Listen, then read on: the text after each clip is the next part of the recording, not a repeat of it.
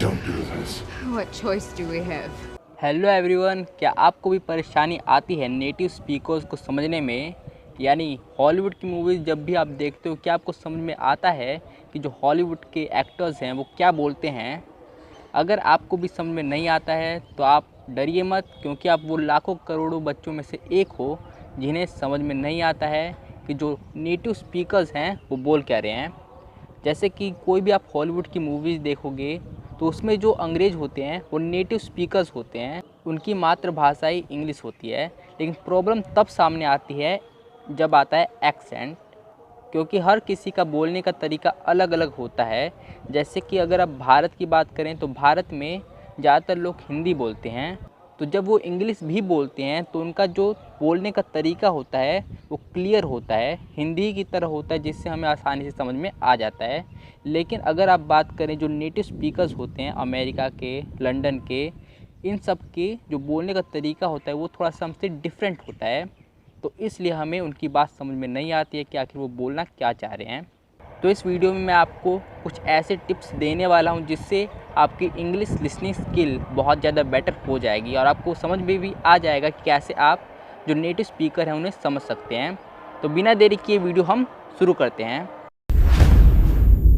तो पहले टिप में मैं आपसे एक क्वेश्चन पूछना चाहता हूँ। क्या आपने जब पहली बार मैथ की किताब ओपन किया था तो आपको समझ में धीरे धीरे आने लगा था? क्या आपको धीरे धीरे जो भी आपने क्वेश्चन उठाया वो आपको पहली बार में समझ में आ गया? तो मैं आपको यहाँ पे ये बताना चाह रहा हूँ कि यहाँ पे पेशेंस बहुत बड़ा रोल रखने वाला है। जब आप इंग्लिश सुनना शुरू करेंगे, जब इंग्लिश मूवीज़ आप देखना शुरू करेंगे, तो ऐसा हो सकता है कि आपको कुछ भी समझ में ना आए, एक वर्ड भी आपको समझ में ना आए। 10 दिन तक आप देखते रहेंगे फिर भी आपको कुछ भी समझ में ना आए, एक हफ़्ता भी लग सकता है। तो इसमें आपको पेशेंस नहीं खोना है। इंग्लिश सीखने में पेशेंस एक बहुत बड़ा रोल रखता है, और पेशेंस और प्रैक्टिस। तो इसलिए आपको वॉचिंग करते रहना है, आपको समझ में आए या ना आए। एक हफ्ते या 10 दिन तक आपको ऐसा हो सकता है कि आपको कुछ भी समझ में ना आए। अगर आप ज़्यादा इंग्लिश में वीक हैं तो इससे ज़्यादा भी टाइम लग सकता है, लेकिन आपको अपना पेशेंस नहीं खोना है, आपको इंग्लिश वॉचिंग करना है। तो यहाँ पे मैं आपको सजेशन दे सकता हूँ कि आप वो देख सकते हैं जो आपको ज़्यादा पसंद हो। जैसे आपको कोई मूवी पसंद है उसे आप देख सकते हैं और आपको वो बोर भी नहीं होगा, क्योंकि आपको मूवीज़ देखना पसंद है। अगर आपको कार्टून देखना पसंद है तो आप कार्टून देख सकते हैं। आप वही देखें जो आपको पसंद हो, जिससे आप ज़्यादा से ज़्यादा उस चीज़ को देख सकें इंग्लिश में। तो ये थी फर्स्ट टिप। तो इंग्लिश वॉचिंग के नाम पे ज़्यादातर क्या होता है कि ज़्यादातर लोग न्यूज़ देखना शुरू कर देते हैं इंग्लिश में। जिसे इंटरेस्ट होता है वो तो देखता ही है, जिसे इंटरेस्ट नहीं होता वो भी न्यूज़ देखने लगता है, क्योंकि ज़्यादातर जो होते हैं वो सजेशन यही देते हैं कि आप इंग्लिश में न्यूज़ देखो। लेकिन मैं कह रहा हूँ कि आपको वो देखना है जो आपको ज़्यादा पसंद हो। जैसे आपको न्यूज़ देखना बिल्कुल पसंद नहीं है, आपको कार्टून देखना पसंद है तो आप कार्टून देख सकते हैं। आपको फ़िल्में देखना पसंद है तो आप इंग्लिश में फ़िल्में देख सकते हैं। वैसे इंडिया में बहुत सारी इंग्लिश में मूवीज़ बनाई जाती है, वेब सीरीज़ बनाई जाती है, तो आप वो भी देख सकते हैं। तो आपको वही देखना है जो आपको पसंद हो। आपको जो भी पसंद होगा अगर आप वो देखोगे तो आप उसे ज़्यादा से ज़्यादा देर तक देख पाओगे, जिससे आपको ज़्यादा बेनिफिट होगा। तो इसीलिए सेकंड टिप यही है कि आप वही देखें जो आपको पसंद हो। तो बहुत सारे लोग एक और गलती करते हैं, यानी वो इंग्लिश वॉचिंग को समझ लेते हैं हॉलीवुड मूवीज़। यानी वो इंग्लिश वॉचिंग के नाम पे हॉलीवुड मूवीज़ देखने लगते हैं, हॉलीवुड के टीवी शोज़ देखने लगते हैं। लेकिन ये एक गलती है। अगर आप भी ये गलती कर रहे हो तो आप समझ लीजिए, क्योंकि जो हॉलीवुड मूवीज़ है वहाँ पे जो एक्सेंट है वहाँ के एक्टर्स का वो थोड़ा डिफरेंट होता है, वो अलग तरीके से बोलते हैं। इसलिए आपको, अगर आप अच्छे तरीके से इंग्लिश सीख भी लिए, फिर ही आपको समझने में बहुत ज़्यादा प्रॉब्लम आएगी। जिसे इंग्लिश बोलना भी आता है वो उसे भी प्रॉब्लम फेस करना पड़ता है जब वो इंग्लिश वॉचिंग करता है तो, क्योंकि जो उनका एक्सेंट होता है वो काफ़ी डिफरेंट होता है हमारे एक्सेंट से। तो इसलिए मैं यहाँ पे आपको सुझाव ये देना चाहूँगा कि आपको क्या करना है कि आपको इंडिया में जो इंग्लिश मूवीज़ बन रही है, इंग्लिश टीवी शोज़ बन रहे हैं, वो आपको देखना है। जैसे बहुत सारे टीवी शोज़ बन रहे हैं इंडिया में जो कि इंग्लिश में होते हैं, तो आप उन्हें देखोगे तो आपको ज़्यादा बेनिफिट होगा, क्योंकि उनमें जो सरल इंग्लिश का प्रयोग किया जाता है, सरल इंग्लिश का प्रयोग किया जाता है, जिससे आप देखेंगे तो आपको थोड़ा थोड़ा समझ में आने लगेगा और आप वर्ड भी पकड़ पाएंगे। लेकिन जो हॉलीवुड मूवीज़ का जो एक्सेंट होता है वो काफ़ी डिफरेंट होता है। अगर वो कोई वर्ड बोल रहे हैं जो आपको पता है, जिसका मीनिंग आपको पता है, लेकिन फिर भी आपको लगेगा कि ये क्या बोल दिया इसने, इसलिए आपको जो हमारी नेटिव लैंग्वेज है यानी हिंदी लैंग्वेज है, तो उसी से जुड़े जो भारत में जो इंग्लिश में शोज़ बन रहे हैं वो आप देख सकते हैं। जो भी भारत में वेब सीरीज़ बन रहे हैं इंग्लिश में वो आप देख सकते हैं। इससे फ़ायदा ये होता है कि हमारे जो इंडिया में वेब सीरीज़ बन रहे हैं इंग्लिश में, उसमें जो इंग्लिश बोली जाती है वो काफ़ी सिंपल होती है और आप आसानी से पकड़ भी पाएंगे कि ये कौन सा वर्ड है, तो इससे आपको ज़्यादा बेनिफिट होगा। तो इसलिए आपको इंडियाई की इंग्लिश में मूवीज़ देखनी चाहिए।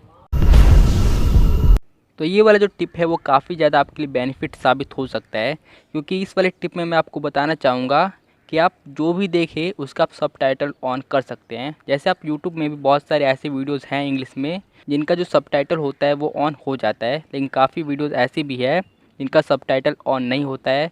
लेकिन मैं आपको यहाँ पे ये सजेशन दे सकता हूँ कि आप उन मूवीज़ को देखें जिनका सबटाइटल ऑन हो सकता है, क्योंकि वहाँ से आपको काफ़ी ज़्यादा बेनिफिट होगा। जैसे आपको समझ में आएगा कि ये बोलना क्या चाहता है, जिससे आप मैच कर सकते हैं कि आपने जो सुना वो सही है या गलत है। जैसे आपने कोई हॉलीवुड मूवी का कोई भी डायलॉग सुन लिया, तो सबटाइटल्स की मदद से आप देख सकते हैं कि आपने जो भी सुना है, जो भी वर्ड सुना है वो आपका सही है या गलत है। तो इसीलिए आपको सबटाइटल्स भी ऑन कर लेना चाहिए, जिससे आपको काफ़ी ज़्यादा बेनिफिट होता है।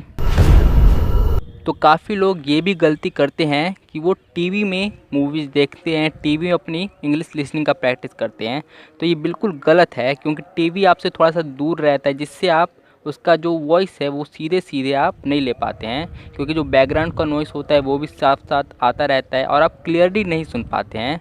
तो इसलिए आपको टीवी नहीं देखना चाहिए, यानी टीवी में आपको अपनी इंग्लिश वॉचिंग की प्रैक्टिस नहीं करना चाहिए, क्योंकि टीवी आपसे थोड़ा डिस्टेंस पे होता है। इसलिए आप जो क्लियर वर्ड है वो आप क्लियर नॉइस आप नहीं पकड़ पाते हैं। तो आप यहाँ पे अपने मोबाइल का प्रयोग कर सकते हैं, क्योंकि मोबाइल आपके सामने ही रहता है, जिससे आप ज़्यादा अच्छे तरीके से समझ पाते हैं।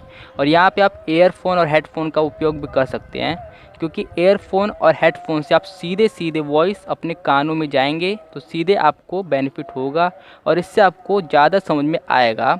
अगर आपको ऐसे सीधे सीधे टीवी देखने में या फिर मोबाइल से भी सुनने में आपको 20% समझ में आता हो कि इंग्लिश में वो क्या बोल रहे हैं, तो अगर आप एयरफोन लगा लोगे, हेडफोन लगा लोगे और फिर उसी को सुनोगे तो आपको 30% ज़्यादा समझ में आएगा। तो इसलिए आपको इसका उपयोग ज़रूर करना चाहिए। एयरफोन या तो हेडफोन का आपको प्रयोग करना चाहिए, जिससे आपको क्लियर नॉइस सुनाई दे और आपको ज़्यादा बेनिफिट हो इंग्लिश लिसनिंग प्रैक्टिस का। तो अगर अब आपने सारे के सारे जो भी हमने टिप्स दिए हैं, अगर आपने उन सभी को फॉलो किया तो आपकी जो इंग्लिश लिसनिंग स्किल है वो बहुत ही ज़्यादा बेटर हो जाएगी। तो अब बारी है सीधे सीधे इंग्लिश एक्सेंट, यानी जो हमारी नेटिव स्पीकर्स हैं उन्हें सुनने का। तो यहाँ पे ज़्यादातर लोग क्या करेंगे, वो सीधे के सीधे हॉलीवुड पे शिफ्ट हो जाएंगे, यानी अब वो हॉलीवुड की मूवीज़ देखना शुरू कर देंगे, हॉलीवुड के टीवी शोज़ देखना शुरू कर देंगे। और हॉलीवुड यानी अमेरिकन एक्सेंट, और अमेरिकन एक्सेंट थोड़ा सा टफ़ होता है। तो इसलिए मैं आपको यहाँ पे सुझाव ये देना चाहूँगा कि आप सीधे सीधे अमेरिकन एक्सेंट में ना शिफ्ट होते हुए आप ब्रिटिश एक्सेंट या कनेडियन एक्सेंट में शिफ्ट हो सकते हैं, जो कि ज़्यादा सिंपल होता है, यानी आपको समझने में भी काफ़ी आसानी रहेगी। जो अमेरिकन एक्सेंट और कनेडियन एक्सेंट होता है वो थोड़ा सा सिंपल होता है। तो इसलिए आपको सीधे सीधे अमेरिकन एक्सेंट में शिफ्ट होने से पहले आपको ब्रिटिश एक्सेंट और कनेडियन एक्सेंट में शिफ्ट हो जाना चाहिए, जिससे आपको ज़्यादा आसानी होगी अमेरिकन्स को समझने में। तो ये सब आपको करना चाहिए, जिससे आपकी जो इंग्लिश लिसनिंग स्किल है वो बहुत ही ज़्यादा और बहुत तेज़ी से बेटर हो जाए। तो अगर आपने हमारी ये सारे के सारे टिप्स फॉलो किए तो आपकी जो इंग्लिश लिसनिंग स्किल है वो बहुत ही ज़्यादा बेटर हो जाएगी और आपको बहुत सारी चीज़ समझ में आने लगेगी। तो यहाँ पे मैं आपको एक एक्स्ट्रा टिप भी देना चाहूँगा कि आप जो ग्रुप सजेशन होते हैं, यानी जो ग्रुप डिस्कशन होते हैं जहाँ पे बहुत सारे लोग मिल के एक साथ बातें करते हैं, उसे आप अवॉइड कर सकते हैं। जैसे कि बहुत सारे नेटिव स्पीकर्स मिल के एक साथ बात कर रहे हैं, तो आप उसे समझ में आपको बहुत ज़्यादा परेशानी होगी उसे समझने में, तो इसलिए आप उसे अवॉइड कर सकते हैं। वो बहुत ही ज़्यादा डिफ़िकल्ट होता है उसे समझना। जैसे कि आप इंडिया में भी देख सकते हैं कि जब बहुत सारे लोग एक साथ बात करते हैं तो आपको समझ में भी नहीं आता है। तो इसीलिए मैं आपको एक सजेशन दे रहा हूँ कि आप जो ग्रुप डिस्कशन होते हैं उसे आप अवॉइड कर सकते हैं। Captain, see Nat? If you have the package, get it to Stark. Go! You have eyes on Nat. Go! तो अगर आपने ये सारे के सारे टिप्स फॉलो किए तो आपकी जो इंग्लिश लिसनिंग स्किल है वो बहुत ही ज़्यादा बेटर हो जाएगी और अगर आपको ये वीडियो पसंद आया है, अगर आपको इस सारे के सारे टिप्स पसंद आए हों तो इस वीडियो को लाइक कर दीजिए और हमारे चैनल को सब्सक्राइब कर दीजिए। अगर आपको इंग्लिश के रिलेटेड ऐसे ही नॉलेज चाहिए तो आप इस चैनल को सब्सक्राइब भी कर सकते हैं। तो हमारे इस वीडियो को पूरी देखने के लिए धन्यवाद।